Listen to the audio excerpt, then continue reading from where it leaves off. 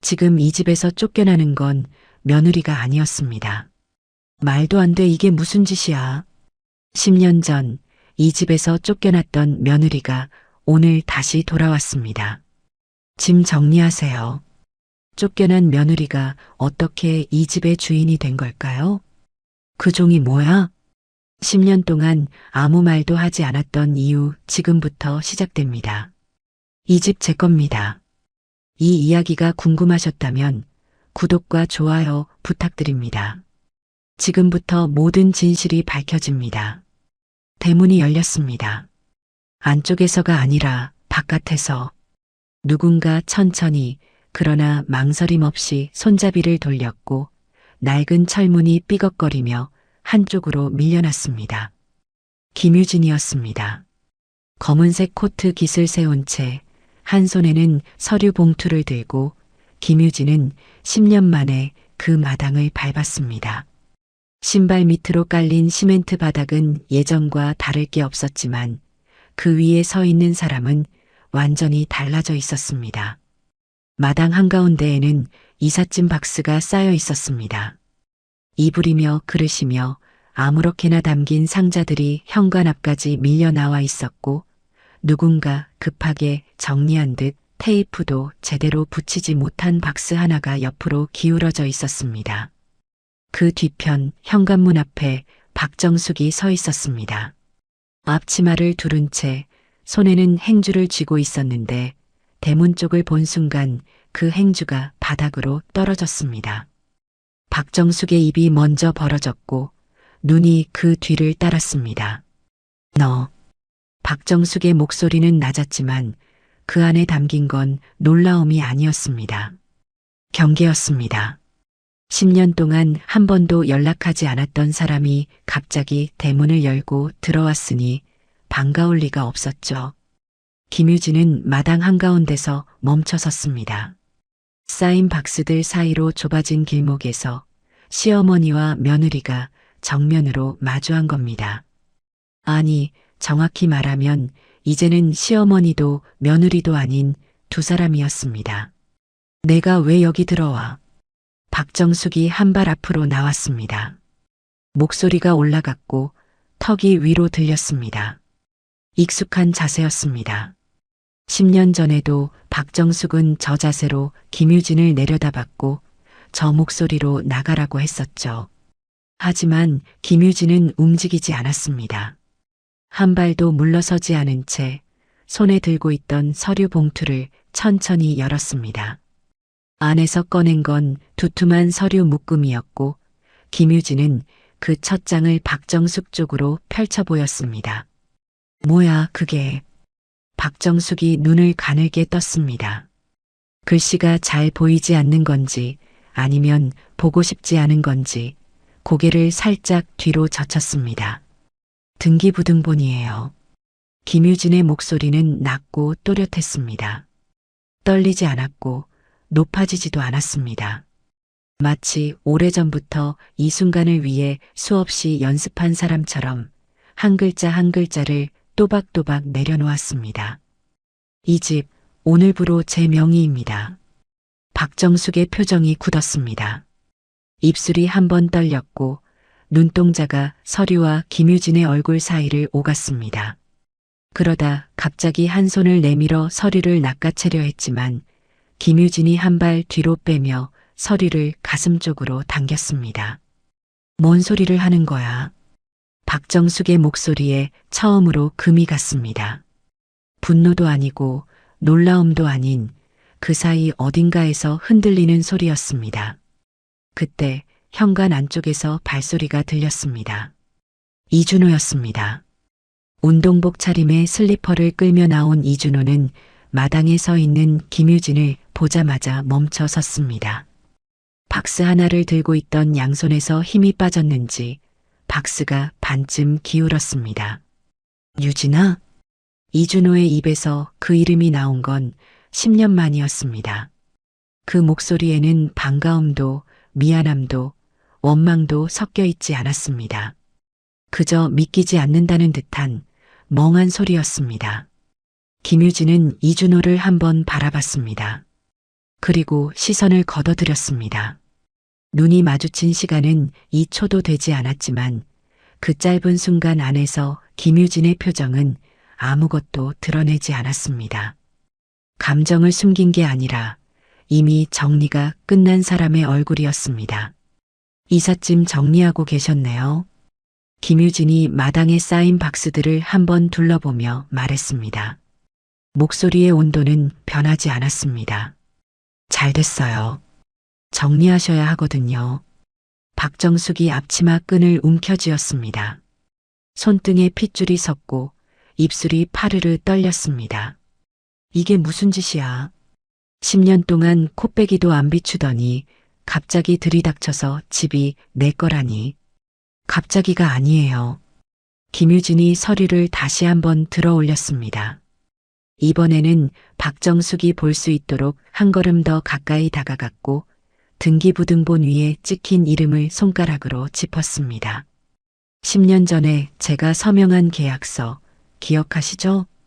박정숙의 눈이 흔들렸습니다. 입을 열었다가 다물었다가 다시 열었지만 소리가 나오지 않았습니다. 그 계약서에 뭐가 적혀 있었는지 끝까지 읽어보신 적 있으세요? 침묵이 마당을 채웠습니다.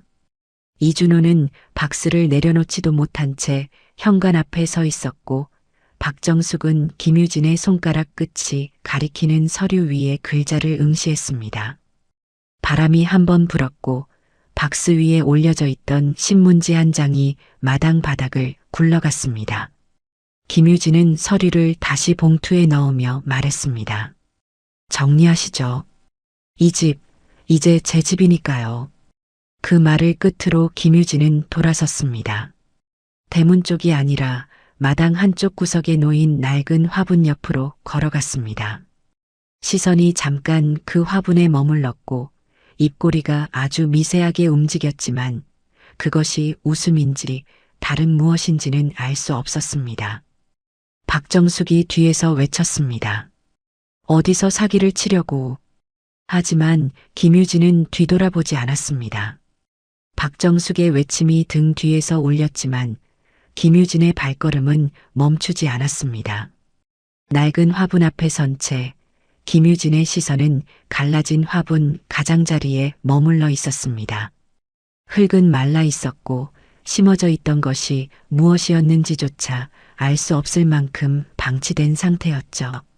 하지만 김유진은 그 화분을 기억하고 있었습니다. 10년 전 이 집에 처음 들어오던 날 직접 들고 왔던 것이니까요. 10년 전이었습니다. 그의 여름, 이 집은 조용했습니다. 조용하다 못해 숨이 죽어 있었습니다. 거실 탁자 위에는 독촉장이 쌓여 있었고 우편함에서 꺼내지도 않은 봉투들이 현관 신발장 위에 흩어져 있었습니다. 박정숙은 매일 아침 그 봉투들을 치우는 척하다가 서랍 안에 밀어 넣었고 이준호는 그 서랍을 한 번도 열어보지 않았습니다.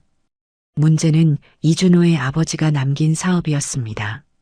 이미 세상을 떠난 뒤였지만 빚은 고스란히 살아 있었습니다.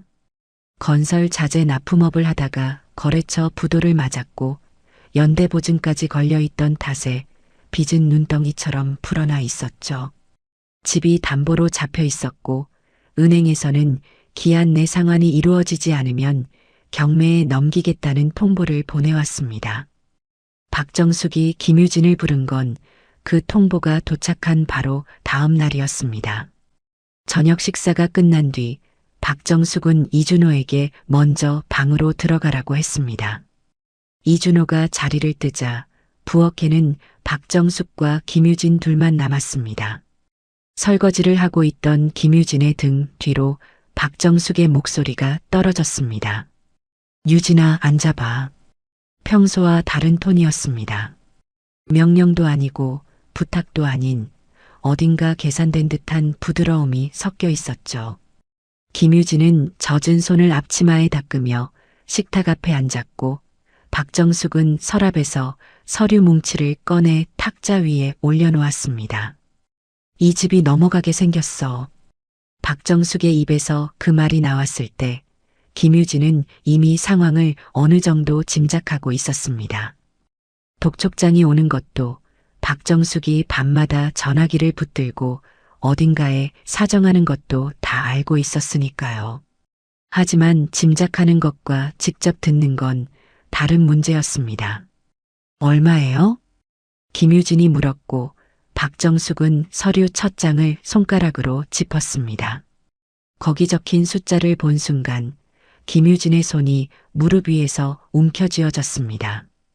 보험 설계사로 일하면서 여러 가정의 재무 상태를 봐왔지만 자기 시댁의 빚이 이 정도일 줄은 몰랐던 겁니다. 시어머니, 이건 제가 어떻게 할 수 있는 금액이 아니에요. 그러니까 내가 해야지. 박정숙의 목소리에서 부드러움이 벗겨졌습니다. 원래의 단단하고 날카로운 톤이 돌아왔고 눈이 김유진의 얼굴을 똑바로 쏘아보았습니다. 준호는 아버지 일 정리하느라 이미 한계야. 내가 가진 건 이 집밖에 없고 내가 이름을 올려서 빚을 넘겨받으면 집은 지킬 수 있어. 김유진은 한동안 아무 말도 하지 못했습니다. 시어머니가 무슨 말을 하고 있는 건지 머리로는 이해했지만 가슴이 따라가지 못했습니다. 며느리에게 빚을 떠넘기겠다는 이야기를 저렇게 담담하게 할 수 있다는 게 김유진에게는 빚의 액수보다 더 무겁게 느껴졌습니다. 준호 씨는 알고 있어요? 알 필요 없어. 이건 나하고 너 사이 일이야. 박정숙은 서류 뭉치 사이에서 계약서 한 장을 꺼내 김유진 앞으로 밀었습니다. 이미 작성이 되어 있었고 빈칸은 김유진의 서명란 하나뿐이었습니다. 준비해 둔 겁니다. 오늘 저녁 이 자리에서 이 서류를 내밀기 위해 김유진은 그 계약서를 내려다보았습니다. 글자들이 눈에 들어오지 않았고 부엌 형광등 불빛이 유난히 하얗게 느껴졌습니다. 심장이 빠르게 뛰었지만 손은 떨리지 않았습니다. 오히려 머릿속이 빠르게 돌아가기 시작했죠. 보험 설계사로 수백 건의 계약서를 다뤄본 사람이었습니다.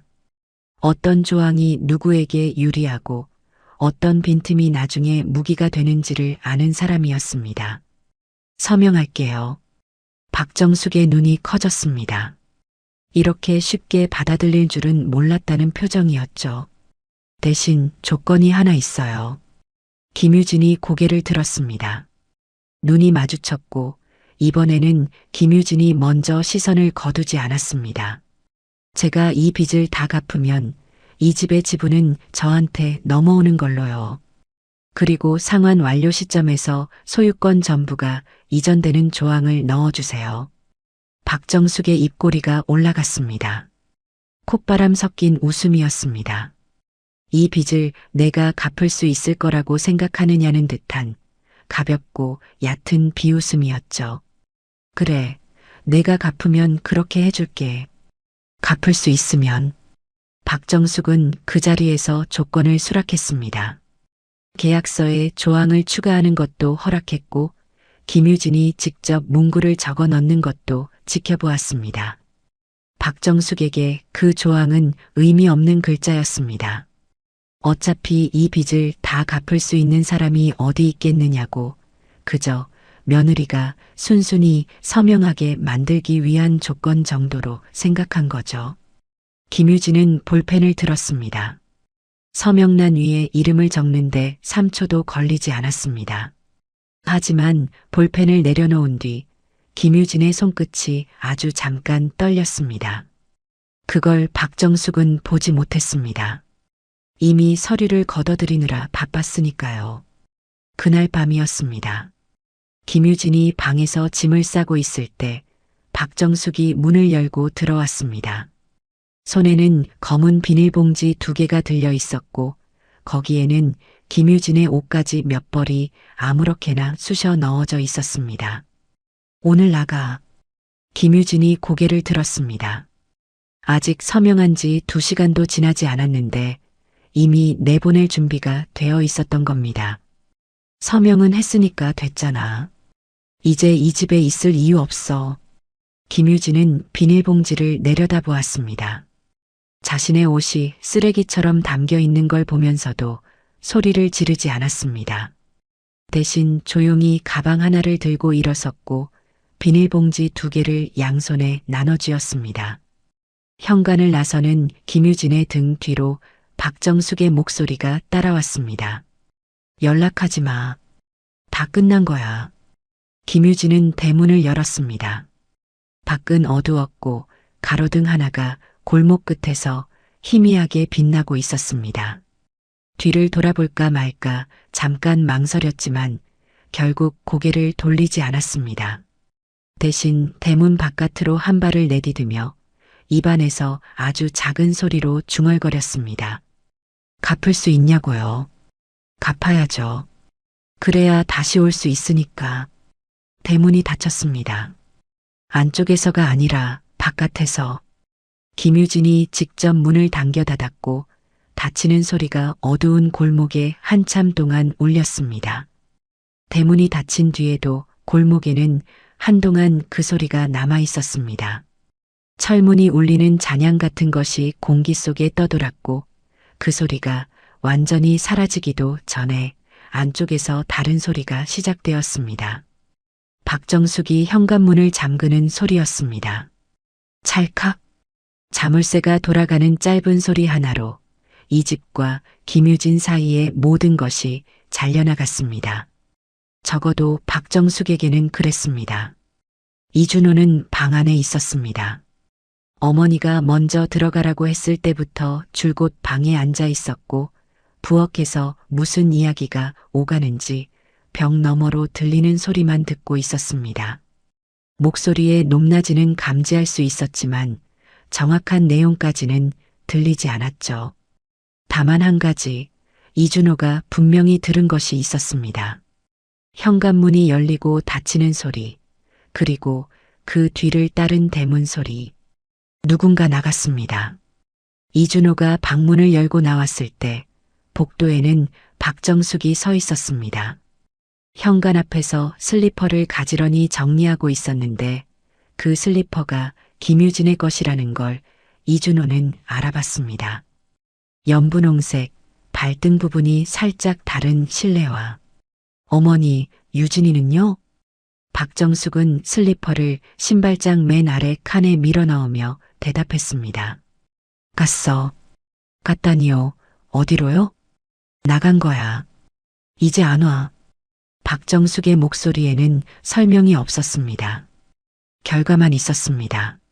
며느리가 나갔고 돌아오지 않을 것이며 그게 전부라는 어조였죠. 이준호는 어머니의 뒷모습을 보며 한 발짝도 움직이지 못했습니다. 머리가 어지러웠고 발바닥이 마루에 붙어버린 것 같았습니다. 유진이한테 뭐라고 하신 거예요? 집 지키려고 한 거야. 박정숙이 돌아섰습니다. 표정이 단단했고 눈에는 후회 같은 것이 보이지 않았습니다. 오히려 무거운 짐 하나를 내려놓은 사람처럼 어깨가 살짝 펴져 있었습니다. 빚 정리할 방법이 그것밖에 없었어. 유진이가 서명했으니까 은행에서 경매 안 넘겨. 집은 지켰어. 이준호의 입이 벌어졌다가 다물어졌다가 다시 벌어졌습니다. 할 말이 없는 게 아니라 너무 많아서 어디서부터 꺼내야 할지 몰랐던 겁니다. 아내가 빚을 떠안았다는 것, 그 대가로 쫓겨났다는 것, 어머니가 그 모든 걸 혼자 결정하고 실행까지 끝냈다는 것. 어머니, 유진이한테 빚을. 준호야. 박정숙이 이준호의 말을 잘랐습니다. 한 걸음 다가와 아들의 팔을 잡았고 목소리를 낮추되 힘을 실었습니다. 내 아버지가 남긴 빚이야. 내가 갚을 수 있었으면 진작 갚았어. 너도 여력이 없잖아. 유진이가 해준 거야. 고마운 거지. 뭐가 잘못이야. 고맙다는 말이 이렇게 잔인하게 들릴 수 있다는 걸 이준호는 그 순간 처음 알았습니다. 아내를 빚더미 위에 올려놓고 문 밖으로 밀어낸 뒤 그걸 고마운 일이라고 정리해버리는 어머니 앞에서 이준호는 아무 말도 하지 못했습니다. 아니, 정확히 말하면 하지 않았습니다. 이준호는 현관 앞에 서서 신발장 아래 칸에 밀려 들어간 연분홍 슬리퍼를 내려다보았습니다. 손을 뻗으면 꺼낼 수 있었고 대문을 열면 아직 골목 어딘가에 김유진이 있을 수도 있었습니다. 하지만 이준호의 손은 움직이지 않았습니다. 어머니의 손이 아직 팔을 잡고 있었고 그 소나기의 힘이 이준호에게는 설득이 아니라 경고처럼 느껴졌기 때문입니다. 이준호는 방으로 돌아갔습니다. 문을 닫고 침대에 걸터 앉았을 때 핸드폰이 눈에 들어왔습니다. 화면에는 김유진의 이름이 즐겨찾기 첫 번째 칸에 올라가 있었습니다. 전화 한 통이면 되는 거리였죠. 미안하다고, 어머니가 한 일이라고, 내가 해결하겠다고, 그 한마디면 되는 거리.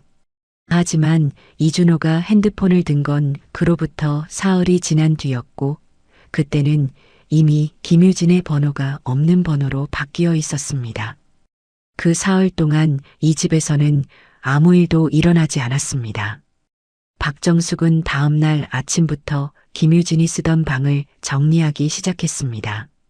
옷장에 남아있던 옷 몇 벌을 비닐봉지에 담아 내놓았고 화장대 위에 놓여있던 로션과 빗을 쓰레기통에 넣었습니다.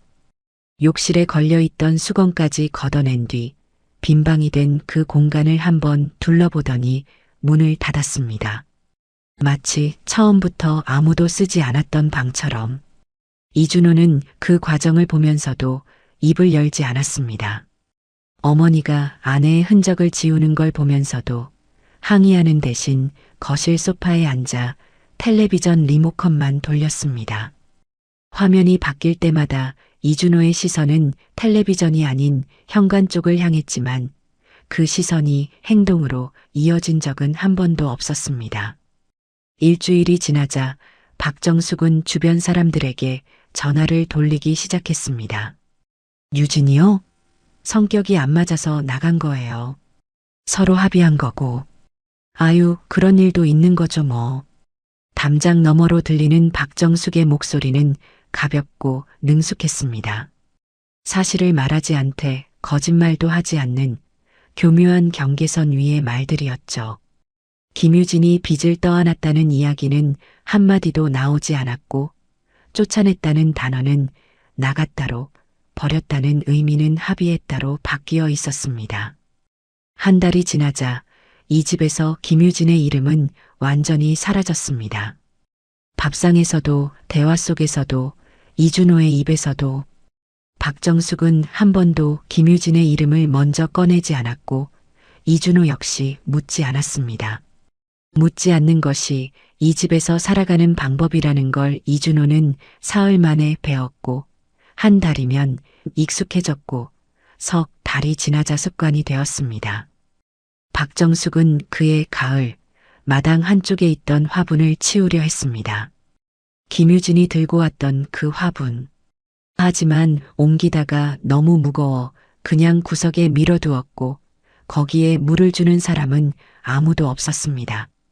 빚독촉장은 더 이상 이 집으로 오지 않았습니다. 김유진의 이름으로 넘어갔으니까요. 박정숙은 우편함을 열 때마다 봉투가 없는 것을 확인하고는 작게 한숨을 내쉬었는데 그건 안도의 한숨이었습니다. 집을 지켰다는 안도, 자기 선택이 틀리지 않았다는 확인, 그리고 며느리 하나 보내는 것쯤은 감수할 만했다는 무게 맞추기. 그렇게 이 집은 김유진이 없는 세계를 만들었고 그 세계 안에서 아무 일도 없었던 것처럼 살아갔습니다. 밥을 먹고 텔레비전을 보고 계절이 바뀌고 해가 넘어가고 박정숙은 안심했고 이준호는 침묵했고 김유진은 잊혀졌습니다. 하지만 잊힌 사람이 사라진 건 아닙니다. 대문 바깥 그 어두운 골목을 걸어나간 김유진은 그날 밤 어디로 갔을까요? 비닐봉지 2개를 들고 가로등 아래를 지나던 그 사람은 그 뒤로 어떻게 살았을까요? 이 집에서는 아무도 그 질문을 하지 않았습니다. 이 집에서는 아무도 그 질문을 하지 않았지만 그 질문의 답은 이미 10년 전 부엌 식탁 위에 놓여 있었습니다. 박정숙이 서둘러 걷어들인 서류 뭉치, 그 안에 끼워져 있던 계약서 한 장 속에 박정숙이 그날 밤 김유진 앞에 내밀었던 계약서는 단순한 채무 이전 합의서가 아니었습니다. 정확히 말하면 처음에는 단순한 합의서였죠. 박정숙이 준비한 원본에는 채무자 변경에 따른 상환 의무 이전이라는 제목 아래 김유진이 빚을 대신 갚겠다는 내용만 적혀 있었습니다. 서명란에 이름을 쓰면 빚은 김유진에게 넘어가고 집은 경매를 면하는 구조. 박정숙에게는 그것으로 충분했고 그 이상은 필요하지 않았습니다. 하지만 김유진이 그 자리에서 한 가지를 바꿨습니다. 조건이 하나 있어요. 그 말을 했을 때 박정숙은 이미 안심하고 있었습니다. 며느리가 서명하겠다고 했으니까요. 조건이 뭐든 들어주면 되는 거라고, 어차피 이 빚을 갚을 수 있는 사람이 어디 있겠느냐고 생각했습니다. 그래서 김유진이 볼펜을 들고 계약서 하단 여백에 직접 문구를 적기 시작했을 때도 박정숙은 크게 신경 쓰지 않았습니다. 김유진이 적어 넣은 내용은 두 가지였습니다. 첫 번째, 채무 전액 상환 완료 시 해당 주택의 지분 전부가 김유진에게 이전된다는 조항. 두 번째, 상환 완료 시점으로부터 주택 소유권 전체가 김유진 명의로 법적 이전된다는 조항. 김유진은 그 문구를 적은 뒤 각 조항 옆에 날짜와 자신의 서명을 넣었고 박정숙에게도 서명을 요청했습니다. 박정숙은 읽었을까요? 읽었을 겁니다. 눈으로는. 하지만 이해했느냐고 묻는다면 그건 다른 문제입니다. 박정숙이 그 조항을 본 시간은 길어야 10여 초였습니다. 글자를 훑었지만 글자 뒤에 숨은 무게까지는 가늠하지 못했습니다. 빚을 다 갚으면 집을 주겠다는 문장이 박정숙에게는 농담에 가까운 조건이었으니까요. 사업 실패로 눈덩이처럼 불어난 빚을 보험 설계사 월급으로 갚겠다는 건 박정숙이 보기에 불가능에 가까운 약속이었습니다. 그래서 서명했습니다. 아무렇지 않게. 박정숙의 볼펜이 종이 위를 스친 시간은 2초도 되지 않았습니다. 서명을 하면서도 눈은 이미 서류가 아닌 시계를 향해 있었고 머릿속에서는 내일 아침 은행에 서류를 제출할 순서를 정리하고 있었습니다. 김유진이 적어 넣은 조항은 박정숙의 기억 속에서 서명하는 순간 이미 증발해 버렸죠. 하지만 계약서는 기억하지 않아도 존재합니다. 서명한 사람이 잊어도 종이 위의 글자는 사라지지 않습니다. 김유진은 그걸 알고 있었습니다. 수백 건의 보험 계약을 다루면서 배운 것이 있다면 사람들은 자기에게 유리한 조건만 읽고 나머지는 건너뛴다는 것, 그리고 건너뛴 조항이 나중에 모든 것을 뒤집을 수 있다는 것이었습니다. 김유진이 서명을 마치고 부엌을 나서던 순간 식탁 위에는 계약서 원본과 사본 두 부가 놓여 있었습니다. 김유진은 사본 한 부를 조용히 접어 주머니에 넣었고 박정숙은 원본을 서류 뭉치 사이에 끼워 서랍에 밀어 넣었습니다. 그 서랍은 이후 10년 동안 한 번도 열리지 않았습니다. 김유진이 쫓겨난 뒤 빚은 김유진의 이름 아래로 넘어갔고 은행의 경매 절차는 중단되었습니다. 박정숙은 집을 지켰고 이준호는 어머니 곁에 남았고 김유진은 사라졌습니다. 이 집의 시간은 그렇게 아무 일도 없었다는 듯 다시 흘러갔습니다. 하지만 김유진의 시간은 달랐습니다. 그날 밤 대문을 나서며 주머니에 넣었던 계약서 사본. 김유진은 그 종이를 한 번도 버리지 않았습니다. 이사를 할 때마다 짐 가장 안쪽에 넣었고 방이 좁아 짐을 줄여야 할 때도 그 서류만은 남겼습니다. 구겨지지 않도록 투명한 파일에 넣어 보관했고 가끔 꺼내 읽었습니다. 읽을 때마다 달라지는 건 없었습니다. 글자는 그대로였고 서명도 그대로였고 조항도 그대로였습니다. 달라진 건 그 종이를 읽는 김유진 자신이었죠. 처음에는 분했습니다. 서명한 순간이 떠오를 때마다 박정숙의 얼굴이 겹쳤고 그 뒤를 이어 이준호의 침묵이 떠올랐습니다. 방문 뒤에 숨어서 아무것도 하지 않았던 남편, 아내가 쫓겨나는 소리를 듣고도 현관 앞에 나오지 않았던 사람. 분노는 한동안 김유진을 잠 못 들게 했고 새벽마다 천장을 올려다보며 이를 악물게 했습니다. 하지만 시간이 지나면서 그 분노의 색이 바뀌었습니다. 붉은 빛이 가라앉고 차가운 것이 남았습니다. 감정이 사라진 게 아니라 감정이 방향을 찾은 겁니다. 가슴에 묻어두는 대신 손에 쥐고 쓸 수 있는 형태로 바뀐 거죠. 김유진은 계약서를 읽을 때마다 한 가지를 확인했습니다. 이 종이가 유효한지, 법적으로 흠이 없는지, 조항의 효력이 살아있는지, 보험 설계사 시절의 습관이 살아난 건지, 아니면 처음부터 이걸 위해 그 조항을 넣은 건지, 김유진 자신도 정확히 알지 못했습니다. 다만 한 가지는 확실했습니다. 이 계약서가 효력을 갖는 날이 오면 모든 것이 뒤집힌다는 것. 빚을 다 갚는 순간 이 집은 김유진의 것이 됩니다. 그건 감정의 문제가 아니라 계약의 문제였고 계약은 감정과 달리 시간이 지나도 변하지 않습니다. 박정숙이 잊어도 이준호가 모른 척해도 세상이 김유진을 지워버려도 종이 위에 적힌 글자는 그 자리에 그대로 남아 있습니다. 김유진은 그 종이를 다시 파일에 넣고 가방 안쪽에 집어넣었습니다. 그리고 어떤 질문을 스스로에게 던졌습니다. 이 빚을 갚을 수 있느냐가 아니라 얼마나 걸리느냐는 질문을. 답은 아직 나오지 않았습니다. 나올 수 없었습니다. 김유진의 손에 남아있는 건 보험 설계사 경력 몇 년과 비닐봉지에 담긴 옷가지뿐이었으니까요. 통장 잔고는 바닥이었고 당장 내일 잘 곳도 정해지지 않은 상태였습니다.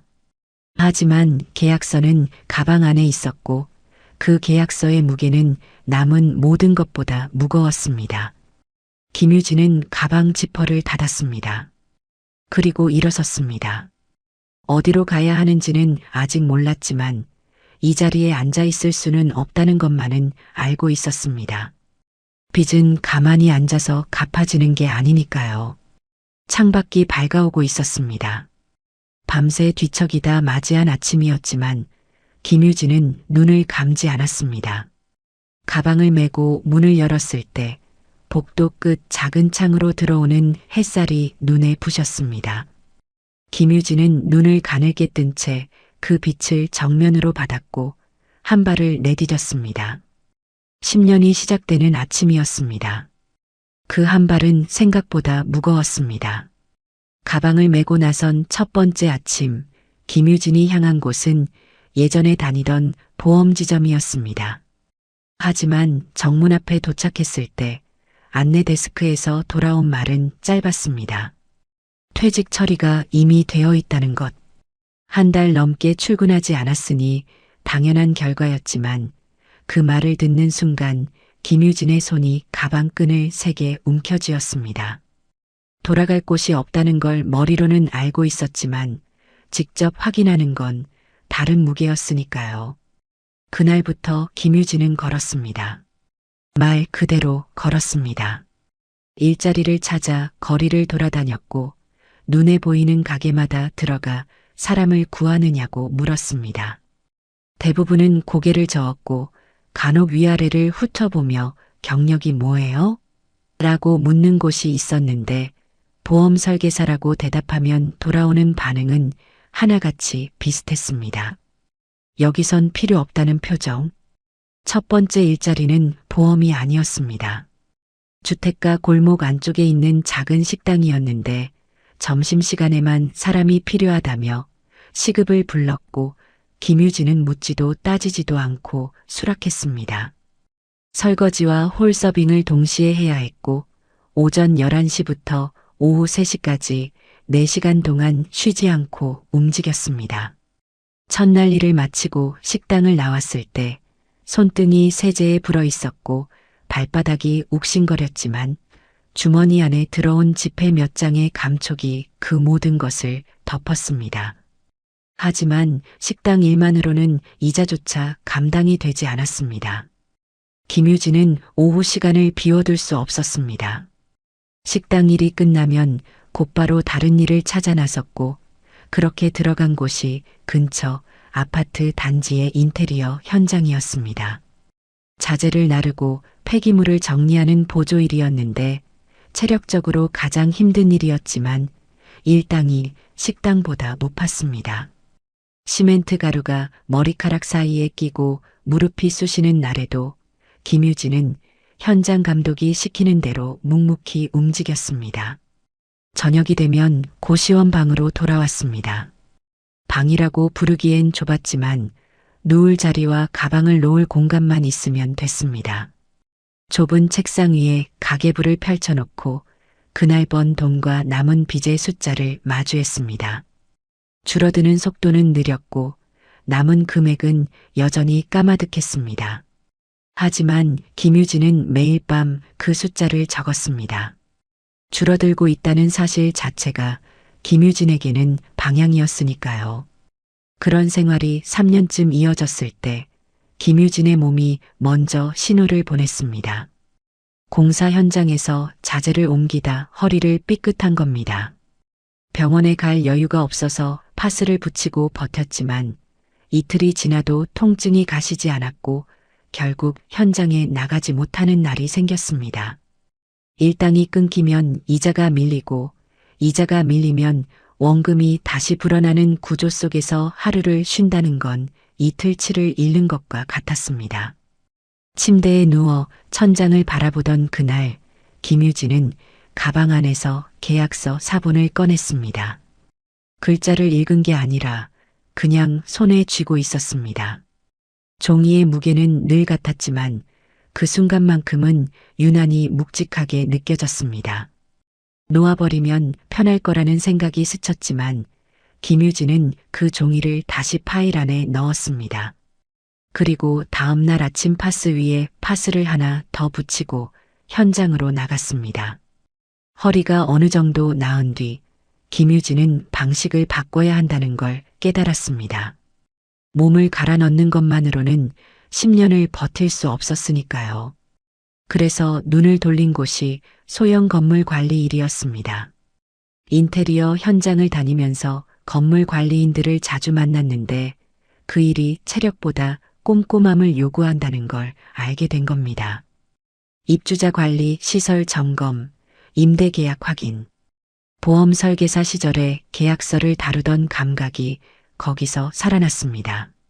처음 맡은 건물은 오래된 상가 건물 하나였습니다. 건물주가 지방에 살면서 관리를 맡길 사람을 찾고 있었고 김유진은 면접 자리에서 이전 직장 경력 대신 현장에서 쌓은 경험을 내세웠습니다. 건물 어디가 자주 고장나는지, 임차인이 불만을 가질 때 어떻게 대응하는지, 관리비 정산을 어떻게 효율적으로 하는지, 공사장과 식당에서 보고 배운 것들이 말이 되어 나왔고 건물주는 고개를 끄덕이며 열쇠를 건넸습니다. 김유진은 그 건물을 맡으면서부터 숫자의 흐름이 달라지기 시작했습니다. 고정 수입이 생겼고 식당과 현장 일을 병행하던 시절보다 몸은 덜 혹사하면서도 통장에 쌓이는 금액은 늘었습니다. 관리를 잘한다는 소문이 퍼지면서 인근 건물주들에게도 연락이 왔고 한 채에서 두 채로, 두 채에서 세 채로 관리 건물이 늘어났습니다. 빚은 줄어들었습니다. 천천히 하지만 확실하게 매달 갚아나가는 금액이 조금씩 커졌고 원금이 깎일 때마다 김유진은 가계부 한쪽에 남은 잔액을 적었습니다. 그 숫자가 처음에 절반이 되었을 때도 특별히 기뻐하지 않았고 4분의 1이 되었을 때도 표정은 크게 달라지지 않았습니다. 기쁨보다는 확인에 가까웠습니다. 방향이 틀리지 않았다는 확인. 밤마다 가계부를 덮고 나면 김유진은 고시원보다 조금 넓어진 방의 창문을 열었습니다. 바깥 공기를 들이마시며 가끔 혼잣말처럼 중얼거렸습니다. 특별한 다짐이 아니라 그날 갚은 금액을 소리내어 읽는 것이었습니다. 입 밖으로 꺼내야 실감이 나는 것들이 있으니까요. 그렇게 해가 바뀌고 또 바뀌고 계절이 몇 번이나 돌았습니다. 김유진의 머리카락에는 흰 가닥이 섞이기 시작했고 손마디에는 거친 일을 해온 흔적이 남아 있었습니다. 하지만 가방 안쪽 투명 파일 속의 계약서는 처음 그대로였습니다. 접힌 자국 하나 늘지 않은 채, 서명 위에 잉크도 바래지 않은 채, 그리고 9번째 해가 저물어갈 무렵 김유진은 가계부의 잔액란에 마지막 숫자를 적어 넣었습니다.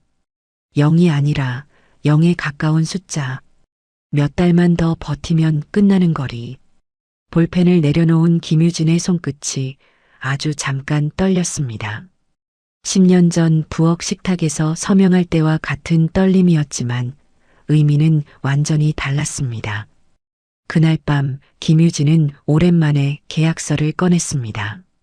파일에서 펜에 양손으로 펼쳐들고 자신이 적어 넣었던 두 줄의 조항을 처음부터 끝까지 읽었습니다. 글자는 변하지 않았습니다. 10년 전 그대로. 달라진 건 그 글자를 현실로 만들 수 있는 거리가 이제 손에 닿을 만큼 가까워졌다는 것뿐이었습니다. 그 거리가 사라진 건 10번째 해봄이었습니다.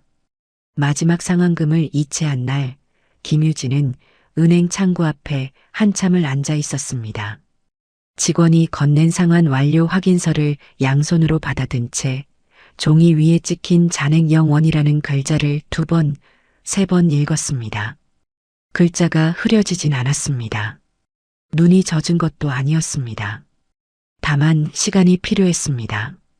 10년 동안 매달 줄여왔던 숫자가 마침내 바닥을 찍었다는 사실을 몸이 받아들이는데 걸리는 시간. 창구 직원이 더 필요한 거 있으세요? 라고 물었을 때 김유진은 고개를 가볍게 저으며 자리에서 일어났습니다. 은행 문을 나서자 바깥에는 햇살이 쏟아지고 있었고 사람들이 보통의 점심시간을 보내며 오가고 있었습니다. 김유진에게는 보통이 아닌 날이었지만 세상은 보통이었습니다. 그 간극이 이상하지 않았습니다.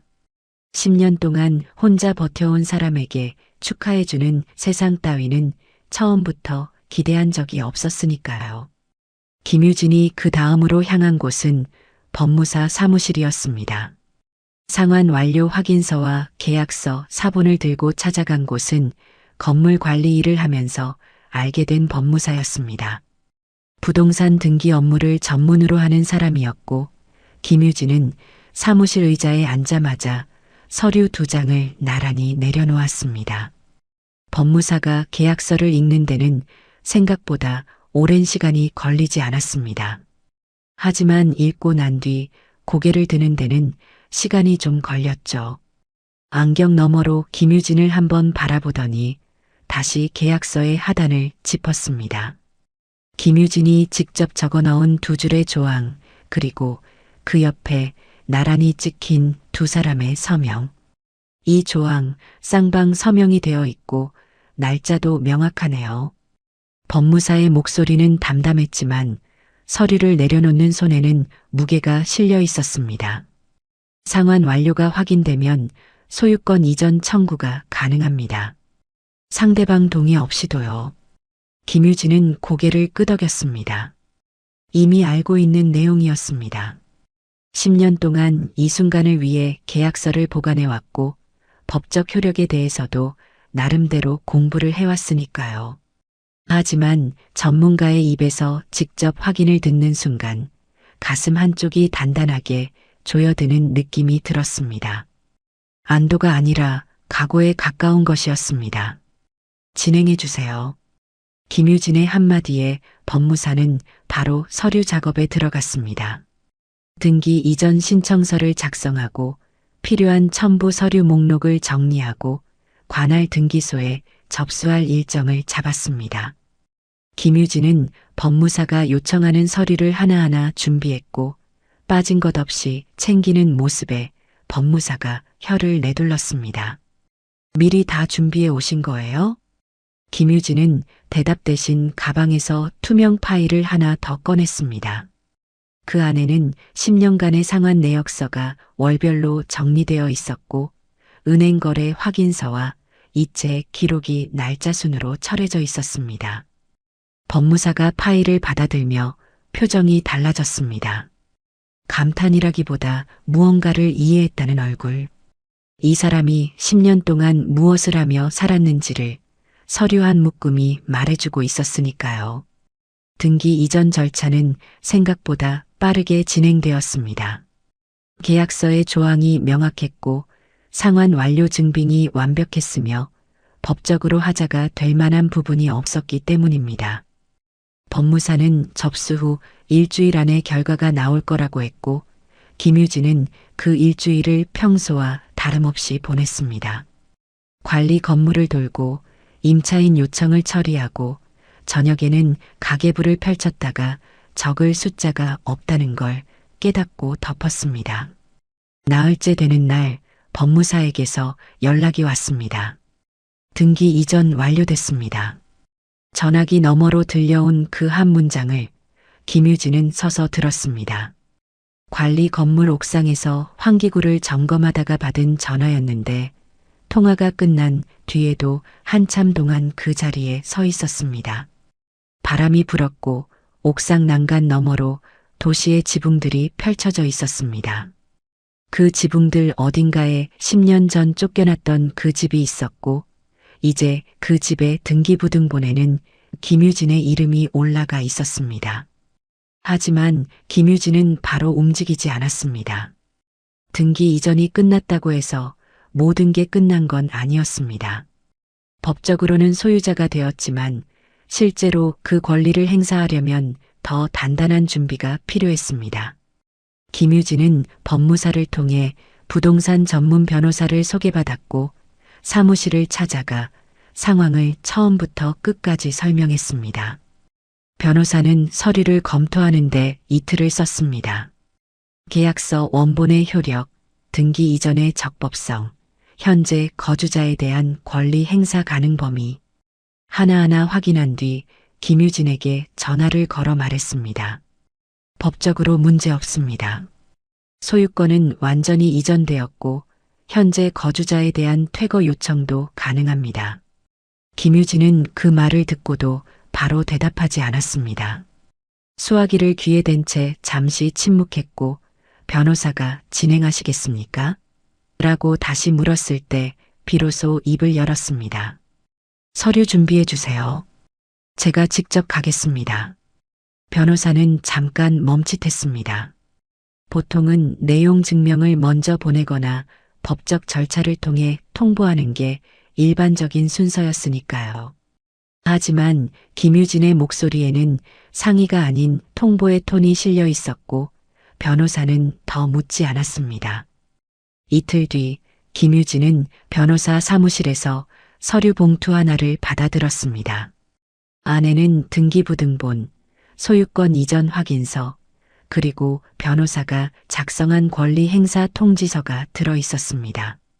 봉투를 가방에 넣으며 김유진은 변호사에게 고개를 한번 숙였고 사무실을 나왔습니다. 그날 저녁 김유진은 방에 돌아와 거울 앞에 섰습니다. 거울 속에는 30여 년 전 시댁 대문을 처음 들어서던 26살의 김유진이 아닌 36의 얼굴이 비치고 있었습니다. 눈가에 잔주름이 잡혀 있었고 광대뼈 아래로 그림자가 내려앉아 있었지만 눈빛은 10년 전보다 깊고 단단했습니다. 옷장에서 검은색 코트를 꺼냈습니다. 건물 관리 일을 시작하고 처음으로 죗값을 주고 산 옷이었습니다. 코트를 걸치고 단추를 하나하나 잠그면서 김유진은 거울 속 자신을 마지막으로 한번 바라보았습니다. 아무에게도 연락하지 않았습니다. 전화도 문자도 편지도 보내지 않았습니다. 10년 동안 이 집에서 한 번도 연락해 오지 않았던 사람들에게 미리 알릴 이유는 없었습니다. 다음 날 아침 김유진은 서류 봉투를 한 손에 들고 집을 나섰습니다.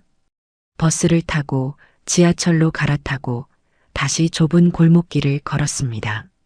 발걸음이 느려진 건 골목 끝이 보이기 시작했을 때였습니다. 10년 전 어두운 밤에 걸어 나왔던 그 골목, 가로등 하나가 희미하게 빛나던 그 길이 낮에 햇살 아래 펼쳐져 있었습니다. 그리고 골목 끝에 대문이 보였습니다. 낡은 철문. 페인트가 군데군데 벗겨져 있었고 우편함은 비뚤어져 있었습니다. 10년 전과 달라진 건 거의 없었지만 달라진 것이 하나 있었습니다. 그 문 앞에 서 있는 사람. 김유진은 서류 봉투를 왼손에서 오른손으로 옮겨 쥐었습니다. 그리고 손잡이에 손을 얹었습니다. 차가운 쇠의 감촉이 손바닥에 닿았고 10년 전 이 문을 닫았던 기억이 손끝을 타고 올라왔습니다. 천천히 그러나 망설임 없이 김유진이 문을 열었습니다. 문이 열리고 마당을 가로지르고 서류를 내밀고 정리하시죠라는 말을 남기고 돌아선 뒤에도 박정숙의 외침은 멈추지 않았습니다. 사기라는 단어가 마당을 가득 채웠고 그 소리는 담장 넘어 골목까지 새어나갔습니다.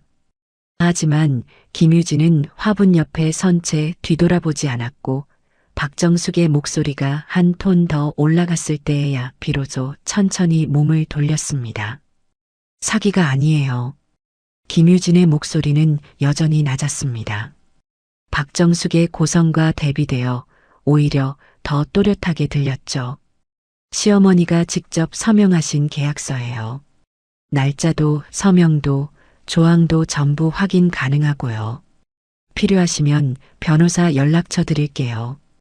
박정숙의 입이 닫혔습니다. 변호사라는 단어가 공기 중에 걸렸고 박정숙의 눈동자가 미세하게 흔들렸습니다. 분노가 사라진 게 아니라 분노 위에 다른 것이 올라탄 겁니다. 불안이었습니다. 무슨 계약서? 내가 그런 걸 쓴 적이 없어. 쓰셨어요. 김유진이 다시 서류 봉투를 열었습니다. 이번에 꺼낸 건 등기부등본이 아니라 10년 전 부엌 식탁에서 작성된 계약서 사본이었습니다. 시간에 바래지 않도록 투명 파일에 보관해 온 그 종이를 펼쳐 박정숙 앞으로 내밀었고 하단에 나란히 찍힌 두 개의 서명을 손가락으로 짚었습니다. 이쪽이 제 서명이고 이쪽이 시어머니 서명이에요. 날짜는 10년 전 7월 12일. 이 집 부엌에서 저녁 식사 끝나고 쓴 거예요. 박정숙의 시선이 서류 위로 내려갔습니다. 두 눈이 빠르게 움직이며 글자를 훑었고 하단의 서명에 도달했을 때 얼굴빛이 변했습니다. 자기 글씨였습니다. 분명히 자기 손으로 쓴 이름이 거기 있었고 그 옆에 날짜까지 적혀 있었습니다. 이건 박정숙의 목소리에서 힘이 빠졌습니다. 분노도 경계도 아닌 기억을 더듬는 사람의 흔들림이었습니다. 10년 전 그날 밤 며느리가 볼펜을 들고 계약서 여백에 무언가를 적었던 장면이 아주 희미하게 떠올랐을 겁니다. 하지만 그때 박정숙에게 중요했던 건 조항이 아니라 서명이었고 서명을 받아낸 뒤에는 나머지를 읽을 이유가 없었죠. 기억 안 나시죠? 김유진의 말에 박정숙이 고개를 들었습니다. 김유진의 눈은 서류가 아닌 박정숙을 향하고 있었고 그 눈에는 분노도 원망도 없었습니다. 대신 오래전의 답을 알면서도 일부러 묻는 사람의 조용한 확인이 담겨 있었습니다. 제가 빚을 다 갚으면 이 집 지분이 저한테 넘어온다고 제가 직접 적어 넣었어요. 시어머니가 옆에서 보셨고 서명도 직접 하셨어요. 그건 내가 갚을 수 없으니까. 박정숙이 말끝을 흐렸습니다. 그 문장의 나머지를 입 밖으로 내보낼 수 없었던 겁니다. 내가 갚을 수 없으니까 괜찮다고 생각했다는 말을 지금 이 상황에서 어떻게 꺼내겠습니까? 갚을 수 없을 거라고 무시했던 그 조항이 10년 뒤 이 마당 위에 현실로 놓여 있는데 그때 현관 앞에 서 있던 이준호가 앞으로 나왔습니다. 아까부터 박스를 내려놓지도 못한 채 서 있었는데 비로소 두 손을 비우고 마당 가운데로 걸어 나온 겁니다. 이준호의 얼굴은 창백했고 입술이 바짝 말라 있었습니다. 유진아. 김유진은 이준호를 바라보았습니다. 시선이 마주쳤지만 김유진의 표정은 달라지지 않았습니다. 유진아, 잠깐만. 이렇게 갑자기 오면 어떡해. 이야기 좀 하자. 이준호의 목소리에는 급함이 묻어 있었습니다. 상황을 정리하려는 사람의 목소리가 아니라 상황에 밀려나고 있는 사람의 목소리였죠. 이야기요? 김유진이 고개를 살짝 기울였습니다. 무슨 이야기요? 이준호가 한 발 더 다가왔습니다. 그리고 멈춰섰습니다. 김유진과의 거리가 두어 걸음밖에 남지 않았을 때 이준호의 무릎이 먼저 움직였습니다. 천천히 마당 바닥을 향해 내려갔습니다. 한쪽 무릎이 시멘트에 닿았고 이어서 다른 쪽 무릎까지. 박정숙이 숨을 들이켰습니다. 아들이 무릎을 꿇는 모습을 본 적이 없었던 겁니다. 입을 열어 뭔가 말하려 했지만 이준호가 먼저 소리를 냈습니다. 미안해. 그때 내가 잘못했어. 이준호의 목소리가 갈라졌습니다. 어머니한테 맞서지 못한 거, 내가 나가는 걸 보고도 막지 못한 거, 전화 한 통 못한 거, 다 내 잘못이야. 김유진은 움직이지 않았습니다.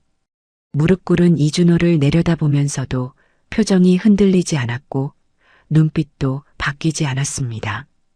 다시 시작하자. 이준호가 고개를 들었습니다. 눈가가 붉어져 있었고 입술이 떨리고 있었습니다. 내가 다 바로잡을게. 어머니한테도 이야기하고 다 정리할게. 다시 시작하자, 유진아. 마당에 잠깐의 정적이 내려앉았습니다. 바람이 박스 위에 비닐을 스치는 소리만 가늘게 들렸고 박정숙은 현관 기둥에 한 손을 짚은 채 숨을 죽이고 있었습니다. 김유진이 입을 열었습니다. 이준호 씨. 이름을 부르는 방식이 달랐습니다. 10년 전에는 준호 씨였지만 지금은 성과 이름을 또박또박 불렀습니다. 가족이 아닌 사람을 부르는 방식으로. 10년 전에 끝난 관계입니다. 이준호의 눈이 커졌습니다. 말문이 막힌 채 김유진을 올려다보았고 입이 벌어졌다가 닫혔습니다. 다시 시작하자는 말씀은 10년 전에 하셨어야 해요. 아니, 하셨어야 한다는 것도 아니에요. 하고 싶었으면 하셨겠죠. 안 하신 거예요. 김유진의 목소리는 흔들리지 않았습니다. 차갑다고 하기엔 너무 고요했고 담담하다고 하기엔 한 글자 한 글자에 무게가 실려 있었습니다. 그날 밤 저는 비닐봉지 2개 들고 골목을 걸어 나갔어요. 가로등 하나 있는 그 골목 기억나시죠? 이준호의 고개가 떨어졌습니다. 그 골목 끝에서 뒤를 돌아봤어요. 한 번만 누군가 따라 나올까봐. 아무도 없었어요. 김유진은 서류 봉투를 다시 가슴 쪽으로 당겨 안았습니다. 그리고 마지막으로 이준호를 한번 바라본 뒤 시선을 거두었습니다. 일어나세요. 무릎 꿇을 사람이 아니에요. 저한테는. 이준호의 어깨가 무너졌습니다. 무릎을 꿇고 있던 자세 그대로 고개를 숙였고 양손이 시멘트 바닥을 짚었습니다. 박정숙이 아들에게 다가가려 했지만 발이 떨어지지 않았습니다. 아들의 무너진 등과 김유진의 단단한 뒷모습 사이에서 박정숙은 선택을 해야 했지만 이번에는 선택할 수 있는 것이 아무것도 없었습니다. 김유진이 서류 봉투에서 마지막 서류 한 장을 꺼내 마당 바닥에 놓았습니다. 변호사가 작성한 퇴거 통지서였습니다. 30일 안에 정리해 주세요. 법적 절차는 이미 시작되었고 기한 내 퇴거하지 않으시면 강제 집행으로 넘어갑니다. 바람이 불어 통지서의 모서리가 살짝 들렸지만 서리는 날아가지 않았습니다. 김유진이 그 위에 작은 돌멩이 하나를 올려놓았으니까요. 김유진은 대문 쪽으로 돌아섰습니다. 이번에는 떠나는 걸음이 아니었습니다. 대문 앞에 서서 안쪽을 한번 돌아보았습니다. 쌓인 박스들, 무릎 꿇은 이준호, 현관 기둥을 잡고 서 있는 박정숙, 그리고 구석에 놓인 말라버린 화분까지. 10년 전에 빼앗겼던 풍경이 다시 눈앞에 있었지만 김유진에게 그 풍경은 더 이상 잃어버린 것이 아니었습니다. 되찾은 것도 아니었습니다. 새로 시작하는 것이었습니다. 새로 시작하는 것. 그 말이 김유진의 머릿속에 떠오른 건 대문 앞에 서서 마당을 바라보던 그 순간이었지만 실제로 시작이 된 건 그로부터 20여일이 지난 뒤였습니다. 퇴거 기한 30일 중 23일째 되는 날, 김유진은 법무사에게서 연락을 받았습니다. 상대 측이 자진 퇴거 의사를 밝혔다는 내용이었고 이삿짐 업체 일정까지 잡혀 있었습니다. 강제 집행까지 갈 필요가 없어진 겁니다. 김유진은 전화를 끊고 나서 한참 동안 창밖을 바라보았습니다. 안도가 아니었습니다. 예상한 결과였으니까요. 다만 그 결과가 현실이 되기까지 23일이라는 시간이 필요했다는 것, 그 무게를 가늠하고 있었을 뿐입니다. 이삿짐이 나가는 날, 김유진은 그 자리에 가지 않았습니다. 갈 필요가 없었습니다. 법무사가 현장을 확인하기로 했고 김유진은 관리 건물 순회를 평소대로 돌았습니다. 임차인의 수도 고장 접수를 받고 주차장 조명 교체 일정을 잡고 월말 관리비 정산서를 정리했습니다. 보통의 하루였습니다. 10년 동안 쌓아온 보통의 하루. 법무사에게서 정리 완료라는 문자가 온 건 그날 오후 4시였습니다. 김유진은 문자를 확인하고 핸드폰을 주머니에 넣었습니다. 그리고 하던 일을 마저 끝낸 뒤 저녁이 되어서야 그 집으로 향했습니다. 골목은 고요했습니다. 해가 기울어 담장 위로 주황빛이 번지고 있었고 골목 끝 가로등은 아직 켜지지 않은 시간이었습니다. 김유진은 천천히 걸었습니다. 서두를 이유가 없었습니다. 이 골목을 걸어 나갔을 때는 비닐봉지 2개를 들고 어둠 속을 달리듯 걸었지만 돌아오는 길은 달랐습니다. 대문 앞에 섰을 때 문이 반쯤 열려 있었습니다.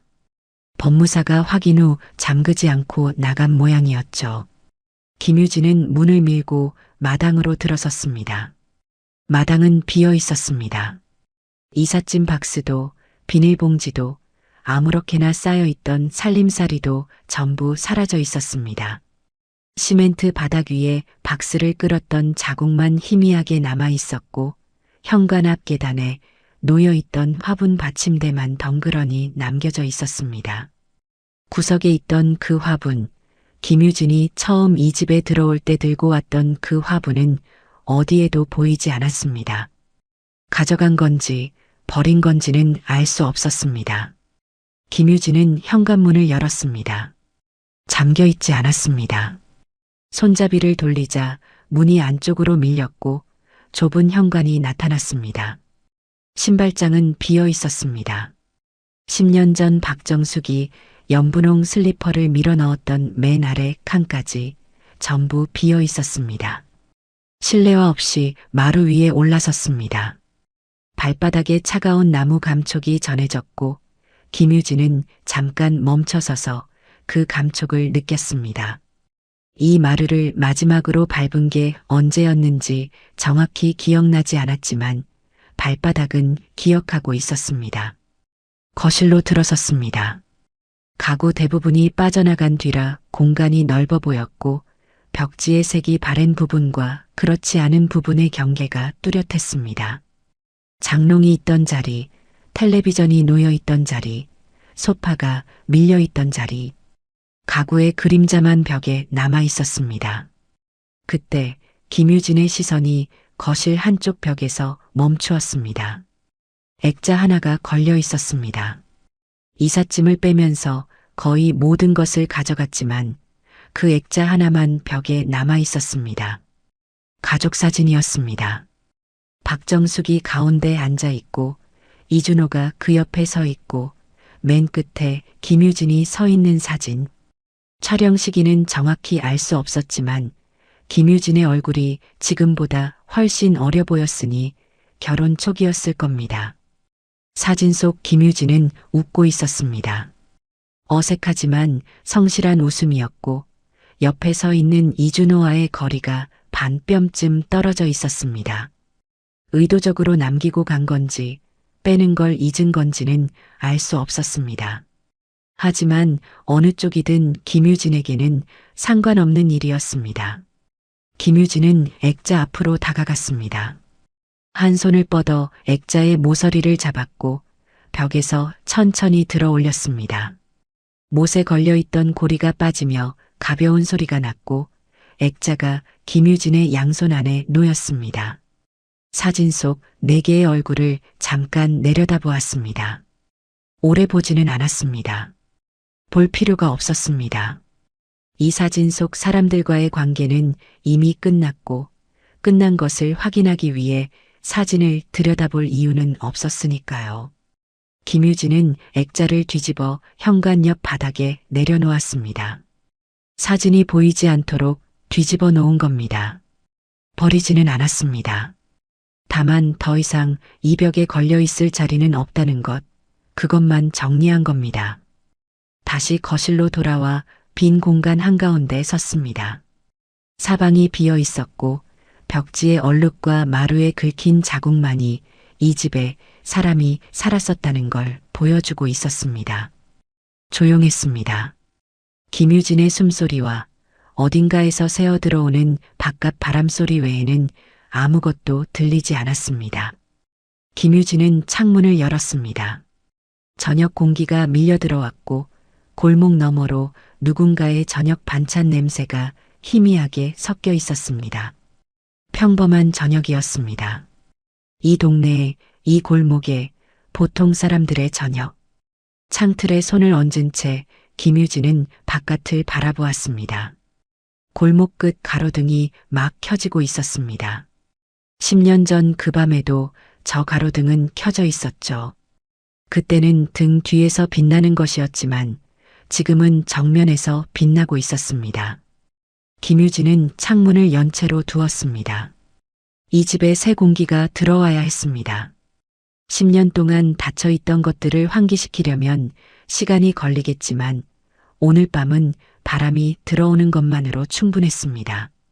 현관으로 돌아가 문을 닫았습니다.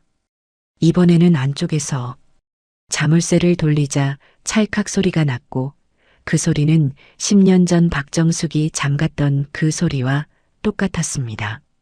하지만 의미는 완전히 달랐습니다. 그때는 김유진을 밖으로 내보내고 잠근 소리였고 지금은 김유진이 안에서 자기 집을 잠그는 소리였습니다. 김유진은 빈 거실 한가운데 다시 섰습니다. 가구도 살림도 사진도 없는 텅 빈 공간이었지만 그 빈 공간이 김유진에게는 가득 차 있었습니다.